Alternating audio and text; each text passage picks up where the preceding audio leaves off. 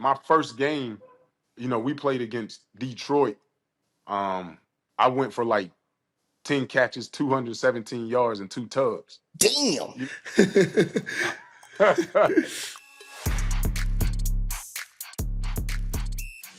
What's up? Welcome to another episode of the Travis on the Show. What up, Boog? How's it going? Life is great. Blessed, man. You know it. On today's episode, we have a special guest coming in, Anquan Boldin, and a lot more, so stay tuned. Welcome, 3-time Pro Bowler, Super Bowl champion, one of my favorite wide receivers, Anquan Boldin, to the show. First off, how's everything going? How retired life? How's the family? How's everything going for you? Family smooth. Retired life is busy. I thought, retiring from the NFL, things would slow down a little bit, but seems like it's picked up since I retired. So, but it's a good busy. So It's all good. Great problems to have, man. Great problems to have. My first question is, what is the hardest part about, your transition from college to the NFL? Hardest part. Honestly, I don't think physically anything was hard. I think the hard part was kind of getting used to the time.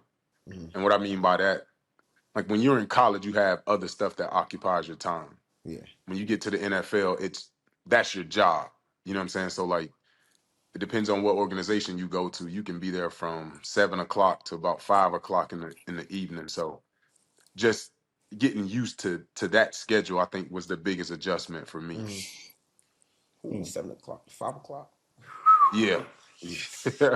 I mean, you got to think like in college, obviously you have class. You know what I'm saying? I think when I was at Florida State, we had to be off campus, I think about 1 o'clock, because we had like team meetings and, individual meetings and stuff like that around 2:30 or something like that. But you gotta remember, like in the NFL, I mean, you might have if you on special teams, you might have a special teams meeting at like 7 o'clock in the morning. And then you have some guys who, like myself, I like to get my lifts in early. So even before the first meeting is had, I'm in the weight room lifting and stuff. So it's just getting used to that time period, because you don't have all the other stuff to occupy your time. Okay. Wow. Was there a reason you like to get your lifts in early? Did it, or it's just something you just preferred, you just always did? Yeah, man. I just always had the mindset, work while everybody else is sleeping. But it also allowed me time to, like, once practice was over, I can spend time working on my body. If that's getting acupuncture, massage, stretch, cold tub, it depends. You know what I'm saying? So like, I like to get my work in early, and then, after practice and after, last film session, just work on getting my body back right. Yeah, see, that's me. I like to wake up early, go get it knocked out, and whatever else I got to do after that, I'm cool. So that's what we had at Colorado, though. We used to wake up, had to be. I was in the door at 5:15, 5:30-ish, training room, getting everything done. So I'm already up while everybody's still walking in, getting crust out their eyes, still waking up. Yeah, if that's your mindset, man, you'll be good. You know what I'm saying? Like, yes, sir. Yeah, just getting that work in. And that's the thing. I think some people have to transition from this being something I like to do to this being my job. Mm-hmm. And I think when you understand that it's your job, you approach it differently. What was your first locker room experience like? First locker room experience? Yeah. What do you mean, walking in and seeing everybody? Or yeah. Was it weird at first? I mean, it's weird because you'll walk, like, for me, I walked in and my rookie year, I had Emmitt Smith was on my team. So it's a dude that, you watched growing up. You know what I'm saying? Like, everybody knew who Emmitt was. I think at that time he was the leading rusher all time in the NFL. So, like, walking in the locker room and seeing dudes like Emmitt as your teammate, that's different. But you get over that stuff real fast and you realize, man, I got to prove to everybody why I'm here. Okay. Dope. Yeah. Starstruck. Yeah, I mean, I don't even know if it's starstruck. It's just some it's different seeing people on TV and then seeing them Seeing them right in in person. front of you. Yeah. You know what I'm saying? So Yeah. like, I think that was the difference. Especially, when you watch people on TV growing up, you know what I'm saying? People that you've studied, people that you've watched, and, especially Emmett. I think Emmett had won like 3 Super Bowls at that time. So this is a guy who you knew had been to the pinnacle of his career. And so you respect that about him. But like I said, man, once it's time for practice and you put on them pads, like all that stuff go out the window. Yeah. Like I'm about to show y'all why I'm here. So it was cool though. How did you handle the pressure of being drafted alone? Like, what pressure comes with that alone? I mean, honestly, I didn't see like that as pressure. Okay. Like I guess for me, around the whole draft, there's so much being said about you, right? Sometimes it's positive, sometimes it's negative. And I think for me, like, I let the negativity that was said about me drive me. You know what I'm saying? Like, Yeah. and for me, it was, man, I'm about to go out here and prove everybody wrong. Like, I got drafted in the 2nd round. I was like the 54th pick. And to me, I got drafted too late. So I understood like there were probably like 7 or 8 receivers that got drafted before me. And I felt like y'all were trying me. Yeah. You know what I'm saying? Like, there's not 8 receivers in college football that were better than me.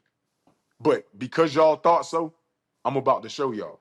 And my first game, we played against Detroit. I went for like 10 catches, 217 yards, and 2 tugs. Damn. You know what I'm saying? Because like for he me, snapped. Damn. yeah, I wanted to make I wanted to make a statement. You know what I'm saying? And I remember I was at the combine, and I think it was Matt Millen was the GM at Detroit, and they had like one of the top picks, and he asked me, he was like, why should I draft you? And I think they ended up drafting Charles Rogers, God rest his soul. They ended up drafting him out of Michigan State, and he asked me a question. He said, why would I draft you before I draft him? And I said, to be honest with you, I'm just better. Not being arrogant, not being cocky or anything like that. I just think I'm better. And then he kind of chuckled at me. You know what I'm saying? Yeah. He was like, okay. And then, unfortunately, you know what I'm saying, we played them the first game. First game. Oh, you had a real chip on your shoulder. Yeah. And Oh. went off, and I saw him after the game. And when I saw him after the game, he was like, you weren't playing, huh? And I was like, Yeah. nah, I told you. I felt like I was better. Like, I wasn't saying that just to be saying it. I truly feel that way. Yeah. That's big. Crazy. You should have listened. But I'm happy you listened because you went to my favorite team. Yeah. So I was happy you listened. What is one piece of advice that you would give me, to get ready for the NFL / the league? Piece of advice that I would give you. I mean, I think there's several things. Yeah. Yeah, I would say there's several things that I would say. Number one, man, just come in with a willing attitude to learn. You know what I'm saying? Like, a lot of guys come in from college, and I think the reason why some guys struggle is because they think they know everything. And no matter how good you are, you're never too good to learn. And that goes for not only rookies, but 7-year, 8-year, 10-year vets. If you walk in and you know everything, I think you're gonna have a hard time. You know what I'm saying? Because I always say, like, a person that knows everything can't learn anything. Bingo. And some people come in with that attitude, like, man, I got it, I know. And when you come in with that attitude, it kind of make people standoffish from you. If you come in and you guys see that you're willing to work and you trying to learn from them, and you know what I'm saying, you soaking up everything that you can, it's easy for guys to kind of bring you along. You know what I'm saying? Hey, young fella, hey, check this out. You know what I'm saying? I know you probably used to doing things like this, but try it this way. Or, you know what I'm saying? Guys will take you up under their wing when they understand that you're willing to listen and learn. So that's one piece of advice that I would give you. And I guess kind of along with that would be learn as much as possible. A lot of people say that, like, when you get to the NFL, it's the speed of the game is different. And it is different. But I've always felt that the more that you learn and the sooner that you learn it, the more the game slows down. Right. That you can just go out there and be yourself. Yeah, be you know yourself. what I'm saying? It's kind of like when you go from high school to college. You know what I'm saying? Like you go from high school and you come into a college atmosphere. You're not used to the huge playbooks. You're not used to, you know what I'm saying? Like the amount of plays that you have to run. You're not used to have to call fronts, hots and sights and side adjusts and all of that stuff. But the sooner you learn it, the more you can just go out there and be yourself. And that's what helped me my rookie year, just coming in, studying the playbook and learning it like the back of your hand. Once you do that, man, you can go out there. And I mean, because you're a talented kid, man. You was able to show the world, you know what I'm saying, what kind of athlete you are on the field. So the more you know, the faster it allows you to play. You'll see some guys who come in and they don't grasp the playbook like right away. They always seem like a step behind. And it's not because they're slow or anything like that. It's just, if you don't know what you're doing, you will always be a step behind. Right. And you know, in the game of football, you can't operate that way. You know what I'm saying? So the more you know, the better off you'll be. And that's like anything with life too, man. I always tell them young fellas, man, like it's if you understand where you've been, it's easy to understand where you're trying to go. Meaning where you've been, meaning collectively the whole like guys like yourself. The more guys like Travis understand where you have been, the things you went through, and the things you've had to bump your head and learn, it makes it a little easier for the guys coming behind them when they're willing to, openly like, man, let me learn as much, let me digest as much as I can from you and understand where you've been. So that way, when I'm going, it makes my route a little less, little less of this, and it, a little more smooth. So I always tell them guys that, man, that's with anything, in life in general, transition from college to the NFL, and that's big. That to hear that from you, for guys like him, that's big. That makes his life a whole lot easier. Because Trav gonna be a sponge, but I think he'll be a lot. I think he's just like that naturally, but when he's more intentional about it, I think he's that much better. Yeah. I also gotta ask, how did you go about playbook being like super big? Like I want to know how you like start. Like the playbook is already like huge. So like, what did you start like? All right, I need to learn right here because I know you had to learn multiple positions. You just ain't learn one side of the field. You had to learn every position. The thing that helped me out the most was, I don't know if you know, but I played quarterback in high school, and then at Florida State I played both quarterback and receiver. So the way that I learned plays wasn't just, how most guys, they play receiver, they just learn X, or they just learn Y, or they just learn Z. For me, being a quarterback, I had to learn concepts as opposed to learning a position. So once you learn concepts, it makes learning a position easy. So I take you for example, right? When I came to Arizona, they told me to learn 3 different positions because depending on what the formation was, what the personnel was, I can be something different on each play, right? So if we go base, I could be Z. If we go 3 wides, I can be X or Y. If we go 4 wides, I can be the F. So it just depends on the personnel who I was going to be. Now, from sitting in the offensive huddle, there are certain things that talks to you and there are certain things that don't say anything to you, right? So when I first got in, I had to learn concepts. Now, when I learned the concepts, I was able to step in the huddle, and the first thing I would ask is, what's the personnel? And once you told me the personnel, now I know who I am. So in the huddle, I'll be talking to myself. I'm Z, I'm Z, I'm Z, I'm Z. So now everything that relates to Z, I know that's me.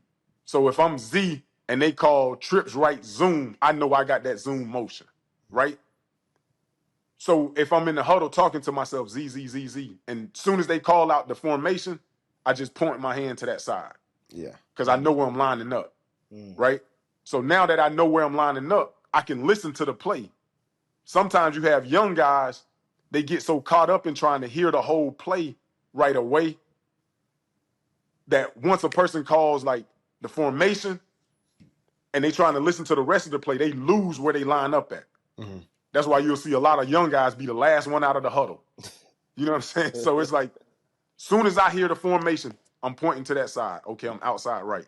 Yeah. And now I can listen to the rest of the play. And as the play is being said, I'm visualizing what it is that I have to do on that play. But for me, again, learning the whole concept was the main key because, for example, like there was a point in my career where we had a play call where it would flip everything Z and X had to do just by saying one word, which was Obama. So that means change, right? Oh. So somebody can say the whole play and I'm listening to it as Z. But when they say Obama, now it changes what Z and X have to do.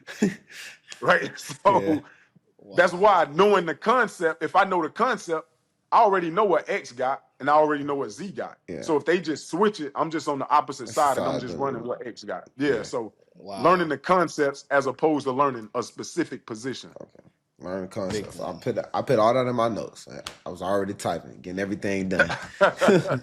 Getting everything done. You gotta soak it in. Knowledge. Gotta keep it with me.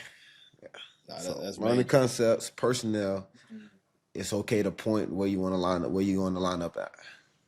Yeah, definitely, man. Because it's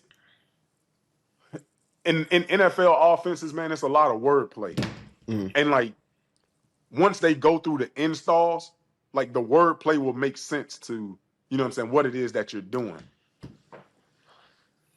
But sometimes they'll give you a playbook before they actually do an install. So once you get drafted, they might just hand you the playbook, right?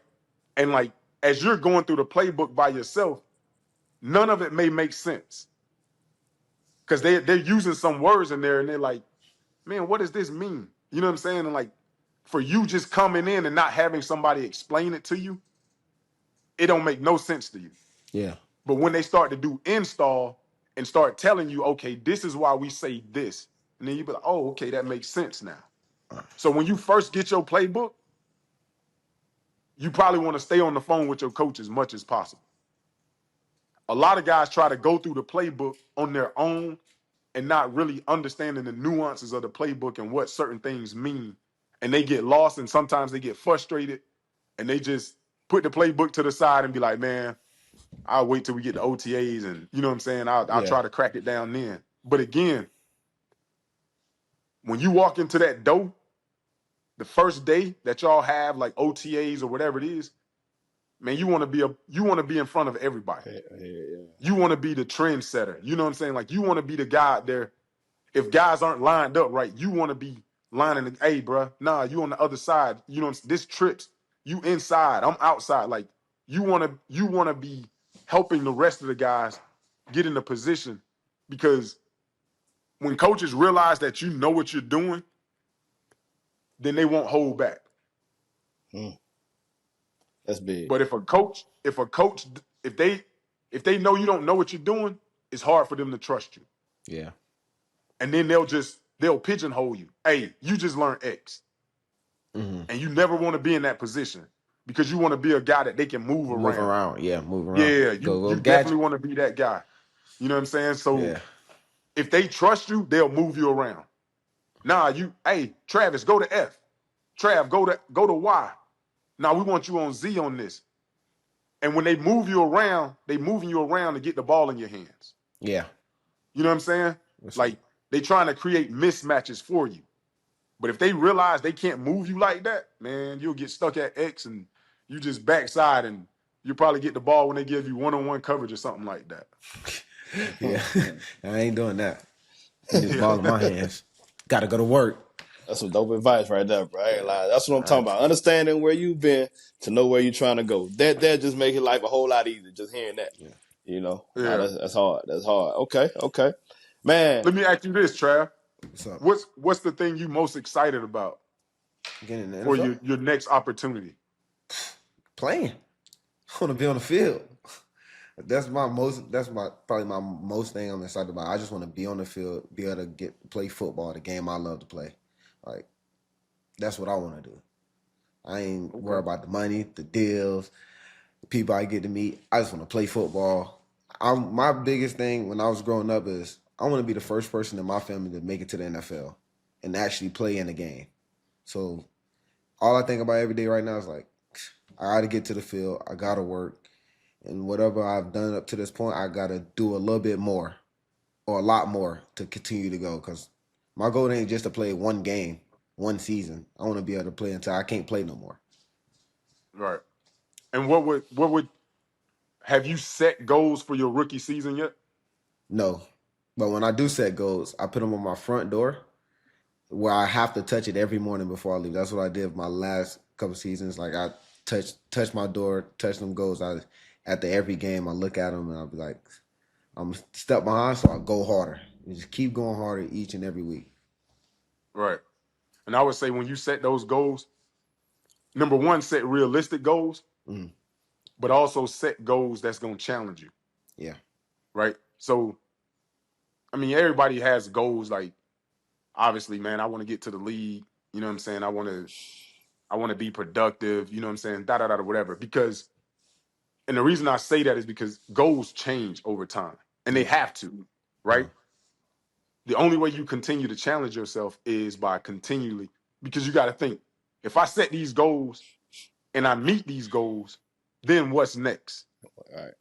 Yeah. Right? So you got to always challenge yourself. So that's why I say with your goals, man, be specific about what it is that you want to accomplish. Don't just be generic, like I want to have a good season. You know what I'm Oh saying? yeah, nah. I put Yeah. down numbers. I put down everything. Like my last year goals was to have, I didn't meet it before the bowl game, but when I played in the bowl game, I made sure I got my goals. But I missed one of them. One of my goals was to have 6 interceptions. I ended with 4, so I didn't meet that one. So this season, got to go harder. And I wanted to have 12 touchdowns and 1,200 yards. I had, I think, 15 15. receiving touchdowns. I had 15 receiving touchdowns, and I had 1,258 yards, which is Okay. something that I planned on having. I didn't know it was going to happen. But I worked every day until I got to it, and eventually I got to it. But, next season, got to do the same thing.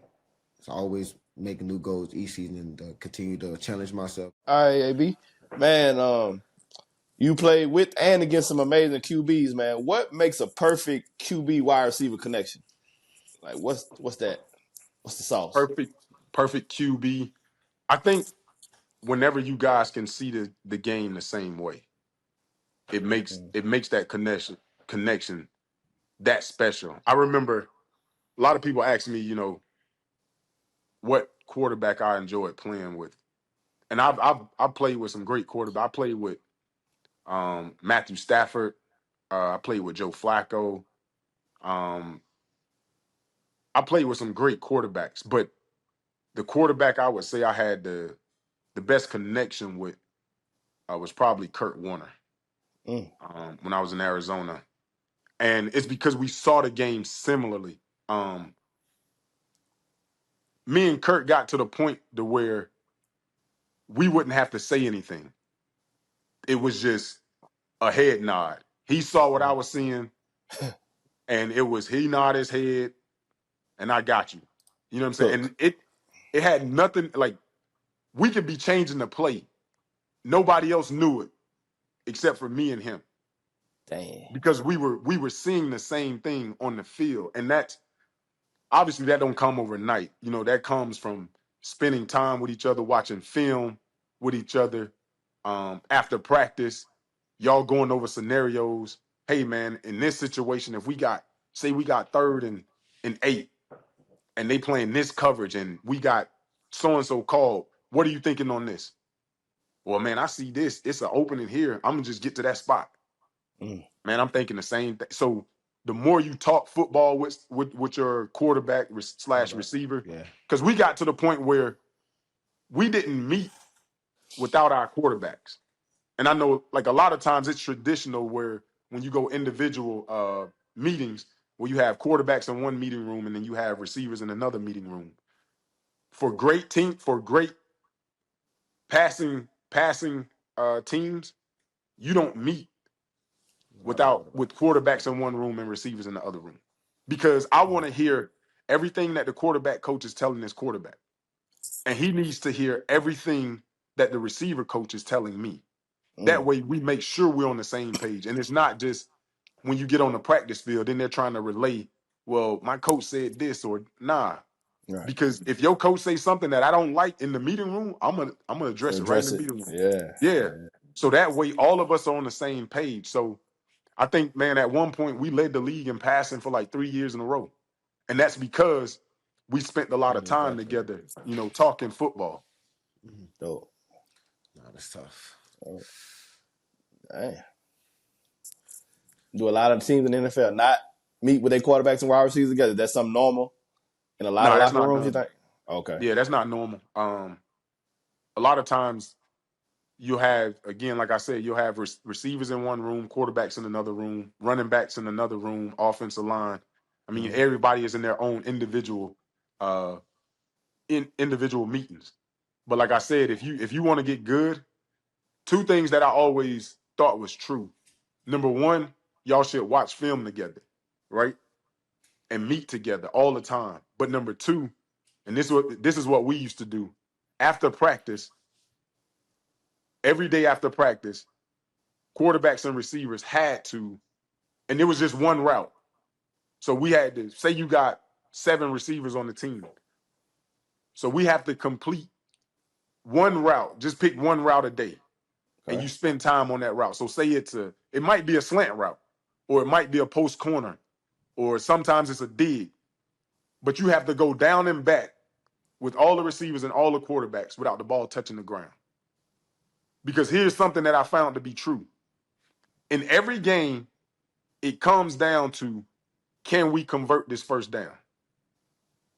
You think about all the big games that you've ever been in, and it always comes down to either we keep the ball if we convert, or if we don't convert, we got to kick, punt the ball and give them an opportunity, to come back down and score. Yeah. 9 times out of 10, it's going to take a completion for you to win a game. And if you don't practice it, how often are you going to come up on the positive side of that? So for us, it was every day we work on a route. It might be us working on a slant. Hey, they playing cover 2. How do we fit this slant in?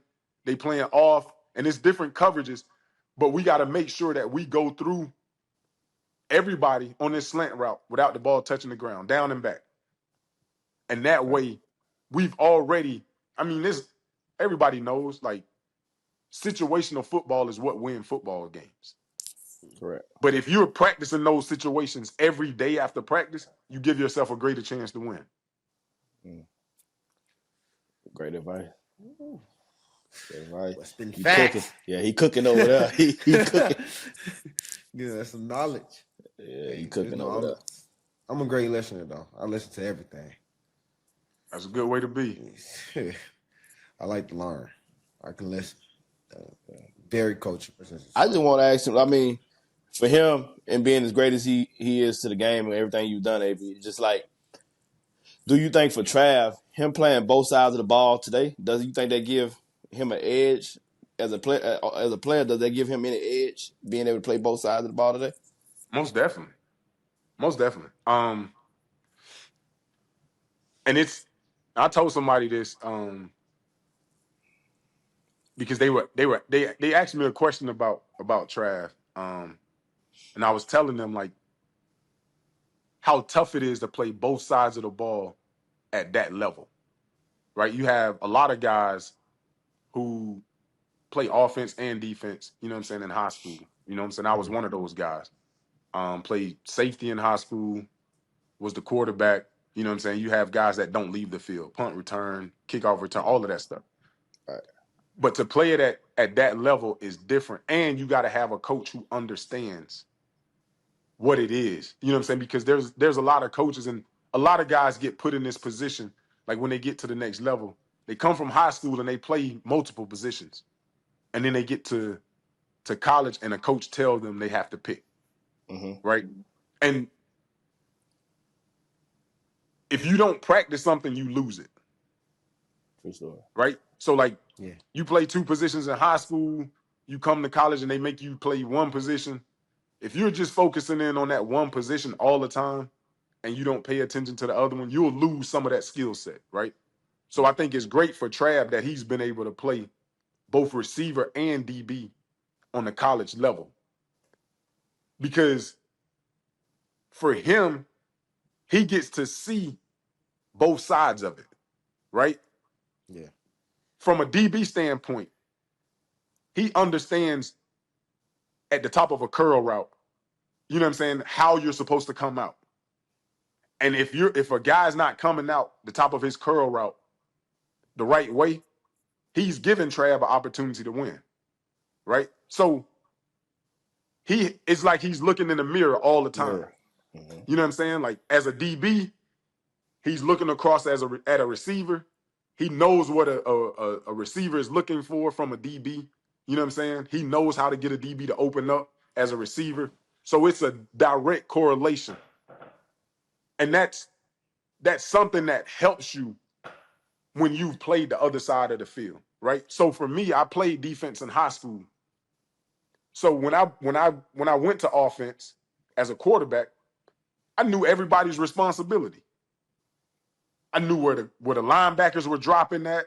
I knew if the corners had, you know what I'm saying, curl flat. I knew where everybody was going to be, and I knew the holes in the defense. So for me as a quarterback, looking out at the defense, it was easy to find where the holes were because I play defense, and I know where we were vulnerable on defense. Same thing for Trav. He knows if he's a receiver and they're playing cover two, he knows where the weaknesses are in those zones. You know what I'm saying? So for him, he knows how to maneuver the defense in order to get to those certain spots. Same thing with offense. If he's on defense, he knows where they're vulnerable. He knows where he can overplay. He knows where he has help. He knows the spots that he doesn't have help. You know what I'm saying? So he knows when he can gamble, when he can't. So I think for him, playing both sides of the ball is definitely an advantage for him. Right. Yeah, it definitely help a lot. Just like you said with the quarterback, you know exactly what your quarterback is thinking. Y'all ain't got to do nothing. That's exactly how me and Shador played this whole season. It's because we both knew the defense. Like we both knew the defense. We knew exactly where to go. We knew exactly what the hole was. Sometimes I ain't even run the route that was on the call sheet. we'll just switch it up. We'll just switch it up. And sometimes he'll just give me a signal. Sometimes he'll just give me a signal. He wouldn't even throw me the ball. Just give me a signal just to mess with the DB. And the next time he'll give me another signal. And he'll throw me the ball. So just like you said, you learn football. You know by playing on both sides of the ball, you know exactly what each team is vulnerable at. So, you know what you're vulnerable at. So I definitely use that as one of my tools. That's why I play so good, because people don't think I look at the game and I just study. Most of my interceptions came from me just studying. Most of my touchdowns came from me just studying and just paying attention and going over it with my quarterback. So definitely think like that. What would be your advice for balancing football and personal life? Balancing football and personal life. I think it all depends on your situation, right? You know, some guys come into the league, they're single. Some guys come into the league, they're either engaged, they're either married. So I think it all depends on where you are. When I came into the NFL, I was single. Nobody came out with me. My girlfriend at the time was still at Florida State. We had been dating since high school. I was a year older than her, but like when I got drafted to Arizona, like my mom wasn't with me. You know what I'm saying? My girlfriend wasn't with me. It was just me focusing in on football. You know what I'm saying? I can spend as much time as I need to make sure that I'm successful at this business. Some guys don't have that luxury. Some guys may come in with kids and married. And it's a lot different if you come in with that family dynamic, because you're trying to give as much time as you can to football, but then there's also my family side that I can't neglect. You know what I'm saying? They come before anything. So that is a delicate balance. So again, it just depends on what your situation is. And then there's also your spouse has to understand, or your significant other, or whoever it is, if you're not single, that this is now a job. This is how I provide for us. And they have to help aid in you being the best player that you can be. So Yeah.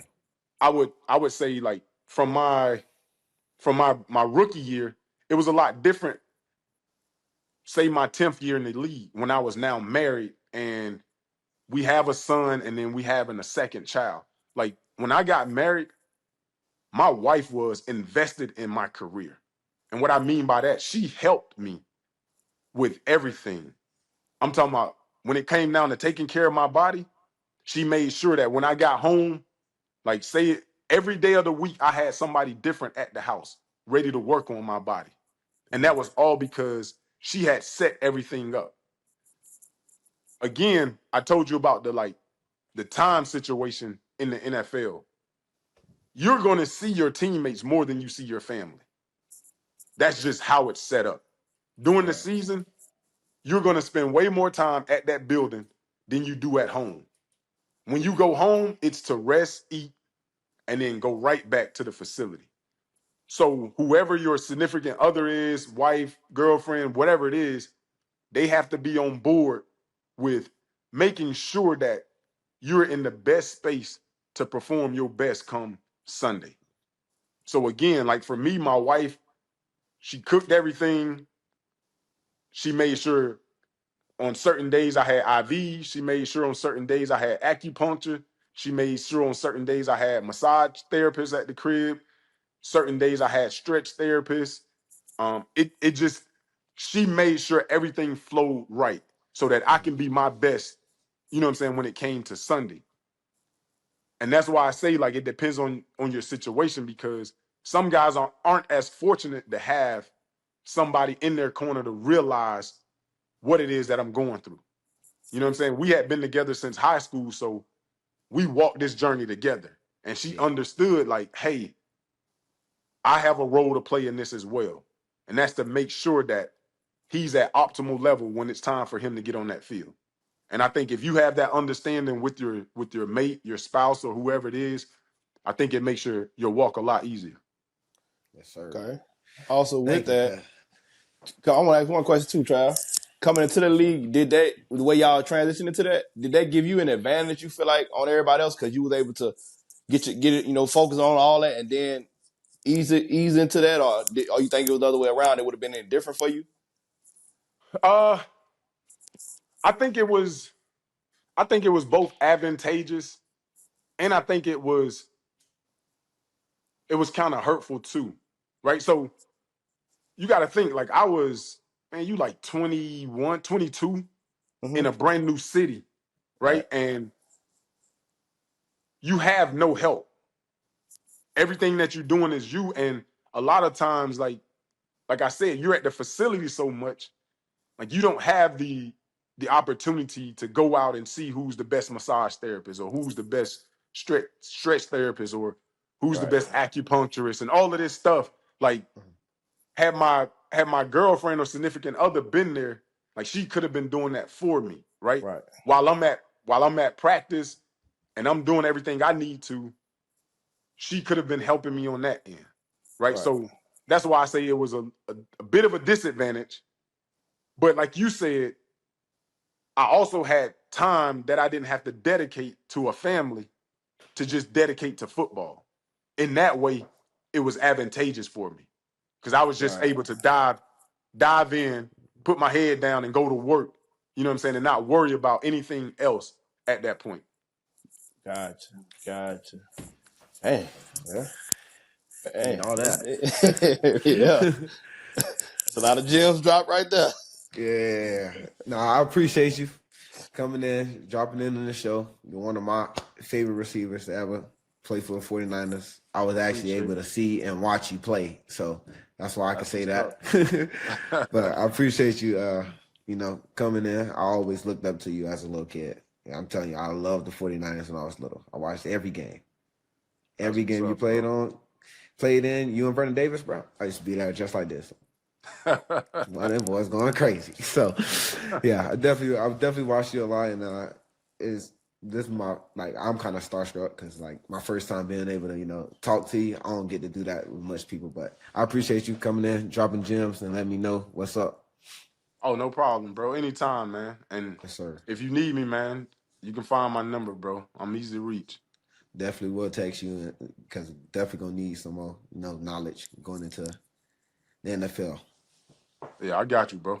Hey, Yes, but good sir. luck, Thank man. you. Congratulations on your Heisman Trophy, man. Hoping you go Thank you. number one, but get ready to work, man. Put your head down. Let them Yes, know who sir. you are. Yes, sir. Thank you. I will. All right, let's get into Travis Mailbox where I'll be answering fancy minute questions. But what you got for me this week? Man, I got from Mountain Ranch M. Would you ever want to purchase a Colorado ski property?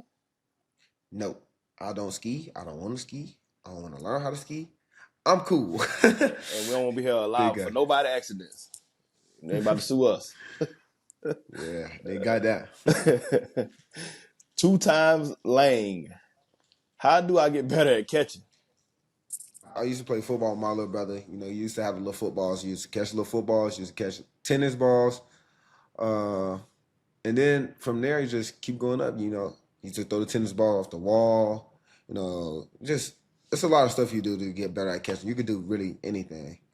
You just gotta have the fundamentals. See ball. It's a lot you can do though to be a better catcher, bro. The white chalk. What's it like being a Heisman every day? I feel good to be a Heisman Trophy winner, but I still do the same thing, bro. I just be cool, chilling. Not every eye events. Would you ever want to be a position coach or a head coach? A position coach and a head coach, I don't know if I would want to be either, bro. I see what my coaches go through, bro. The little knuckleheads don't like to listen. So it's like, it's kind of hard. I don't know if I want to do it or not. I ain't gonna lie. Be a position coach or a head coach. I will. I'll be a coach if I have kids. Yeah, I'll be a coach to my kids, but no, I don't know. Position coach and head coach. Do I want to be one? Do I want to put that stress on myself again? Yeah, it's different when you Good coaching. question. You worry about a lot of other people other than yourself, man. It's a different world right there. A whole lot of other people because they don't perform well. It's on you, my boy. Right. You lose sleep at night because of something you can't control. Like, man. Yeah. Yeah. See, I don't know if I want to be a position head coach. We'll see when the time comes.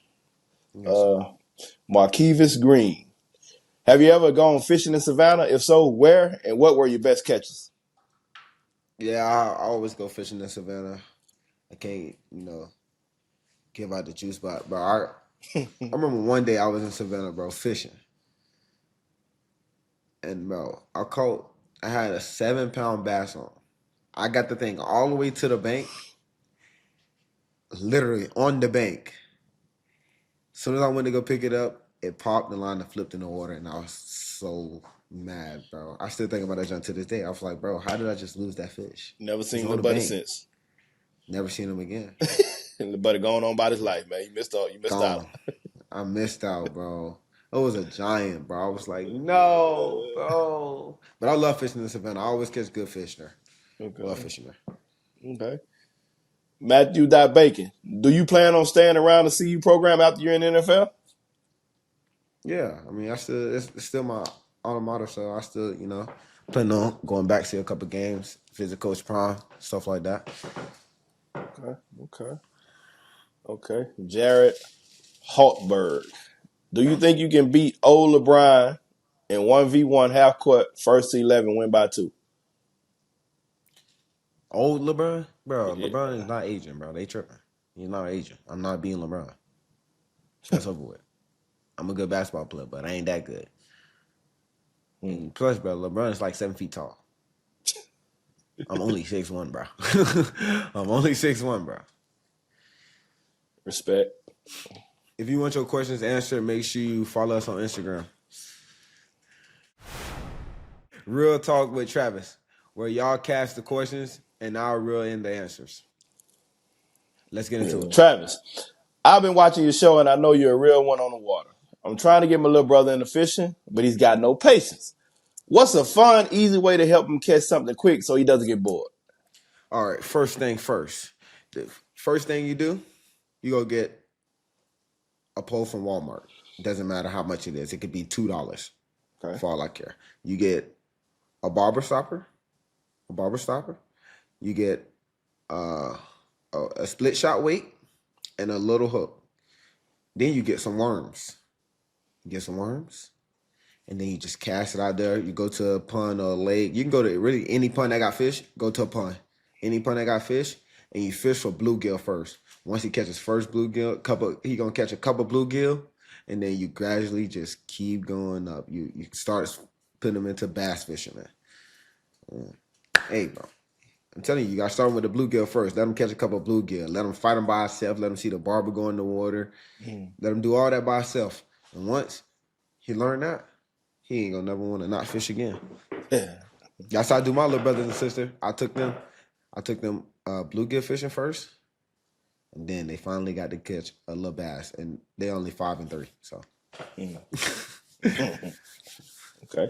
So like, do bass not attack live bait? Is that a thing? Yeah, bass like live bait. So that's what I'm saying. Like when I had my little sister and brother catch them, I put a barber on there, so that I'm just make them look at the barber, and they'll call me and be like, Tip, because they call me Tip. They be like, Tip, my barber gone. And then they start reeling. Start going crazy. Now they learn how to cast their little pole. They know how to cast it. Every time I go back, can you give me another fishing pole? Because they want a new fishing pole all the time. Learn how to cast. Every time I go back, can we go fishing?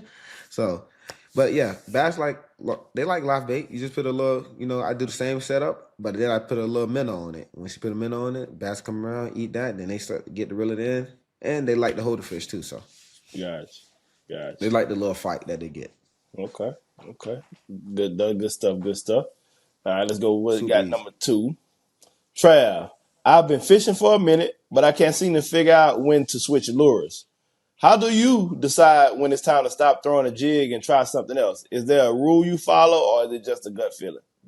It's just a gut feeling, right? I don't follow no rule.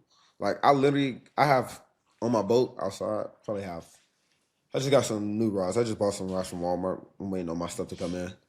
So I got probably 5 rods out there. I put on a different bait each time. Each rod got a different bait. So I got a jig. I got a jig, like what you're saying. You throw in a jig. I got a jig. I got a swim bait. I got a Texas rig, drop shot, and I got like I forgot another Texas rig, but with a different type of bait on it. And I just, or a crankbait, lipless crankbait. Those work too. So you try, you filter those out and you figure out which ones you like. And I could cast all day. Couple casts, 4, 5 casts, nothing bite. Okay, try the other stuff. 4, 5 casts, get everything 4, 5 casts. Don't catch nothing in those 4, 5 casts. Then I start taking my time. I go back to something I feel like, okay, they always want something slow. So you never can go wrong with a Texas rig. So I always put a Texas rig out there, and I never go wrong with it. Any Texas rig, you never can go wrong with. So use a Texas rig for about 10, 15 minutes. Nothing bite it, swim bait. Nothing bite swim bait, put on the crankbait. And something always going to bite the crankbait. It's going to be that one fish that want the crankbait. It's just reaction bait. So they definitely love that. And swim baits definitely work. So use some swim baits. You can save a lot of money by just buying some swim baits with the hook in it already. That's another episode of the Travis Hunter Show. Thank you to AB and my co-host Boog for joining me this week. Check us out every Wednesday on YouTube. Don't forget to like, comment, and subscribe. Follow us on TikTok and Instagram at Travis Hunter Show. See you next time on the Travis Hunter Show, powered by Overtime.